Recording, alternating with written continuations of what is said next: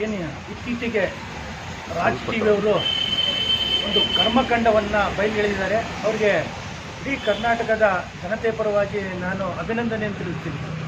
ಇತ್ತೀಚಿನ ದಿನಗಳಲ್ಲಿ ನಾವು ನೋಡ್ತಾ ಇದ್ದೀವಿ, ಏನು ಕಾರಾಗೃಹದಲ್ಲಿ ಭಾಳಷ್ಟು ದೊಡ್ಡ ದೊಡ್ಡ VIP ಗಳು ಮಾಡ್ತಾರಂಥ ಒಂದು ಕೆಲಸಗಳನ್ನ ಹೋಗ್ಬಿಟ್ರೆ ಎಲ್ಲರೂ ತಲೆ ತೆಗೆಸುವಂಥದ್ದು.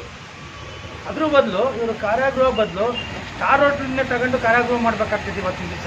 ಆ ಒಂದು ಮಟ್ಟದಲ್ಲಿ ಇವತ್ತು ಹೋಗ್ತಾ ಇದೆ.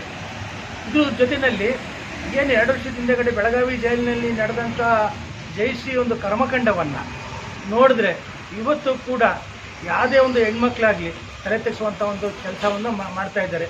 ಇಂಥ ಒಂದು ನಮ್ಮ ಕನ್ನಡ ನೆಲದಲ್ಲಿ ನಮ್ಮ ಸಂಸ್ಕೃತಿನಲ್ಲಿ ಇಂಥವೆಲ್ಲ ಆಗ್ತಾ ಇದ್ದರೆ ಮುಂದಿನ ಯುವಕರು ವಿದ್ಯಾರ್ಥಿಗಳು ವಿದ್ಯಾರ್ಥಿನಿಯರು ಯಾವ ಥರ ಅವರು ಮುಂದಿನ ಜೀವನವನ್ನು ಸಾಗಿಸ್ಬೇಕಾಗ್ತದೆ, ಮುಂದಿನ ಪ್ರತಿಯೊಂದು ಸಂಸಾರವನ್ನು ಯಾವ ಥರ ತೂಗಿಸ್ಬೇಕಾಗ್ತದೆ.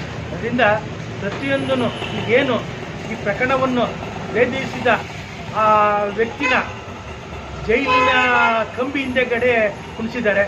ಯಾವುದೇ ಕಾರಣಕ್ಕೂ ಸರ್ಕಾರ ತಕ್ಷಣ ಪ್ರವೇಶಿಸಿ ಅದನ್ನು ಬಿಡುಗಡೆ ಮಾಡಬೇಕು. ಯಾಕೆಂದರೆ ಇವತ್ತು ಒಂದು ನ್ಯಾಯ ಕೇಳದೆ ಅನ್ಯಾಯ ವಿರುದ್ಧ ಹೋರಾಡೋದೇ ಒಂದು ತಪ್ಪು ಅಂದರೆ ಇನ್ನು ಮುಂದಿನ ದಿನಗಳಲ್ಲಿ ಯಾರೂ ಕೂಡ ಆ ಥರ ಒಂದು ಕರ್ಮಕಾಂಡನ ಬಯಲೇಳಕ್ಕೆ ಯಾರು ಹಿಂದೇರಿತಾರೆ. ಅದರಿಂದ ತಕ್ಷಣವೇ ಆತನ್ನು ಬಿಡುಗಡೆಗೊಳಿಸಬೇಕು. ಏನು ಈ ಕರ್ಮಕಾಂಡ ಮಾಡಿದ್ದಾರೆ ಜಯಶ್ರೀನ ಇಮಿಡಿಯೇಟಾಗಿ ಬಂಧಿಸಬೇಕು ಅನ್ನೋದೇ ನಮ್ಮ ಒಂದು ಸಲಹೆ. ಇದೊಂದು ಸೂಕ್ತವಾದ ಒಂದು ಕೆಲಸ. ಇದಕ್ಕೆ ರಾಜು ಟಿವಿನವ್ರಿಗೆ ಇಡೀ 7 ಕೋಟಿ ಕನ್ನಡಿಗರು ಕೂಡ ಮೆಚ್ಚುಗೆಯನ್ನು ವ್ಯಕ್ತಪಡಿಸ್ತಾರೆ.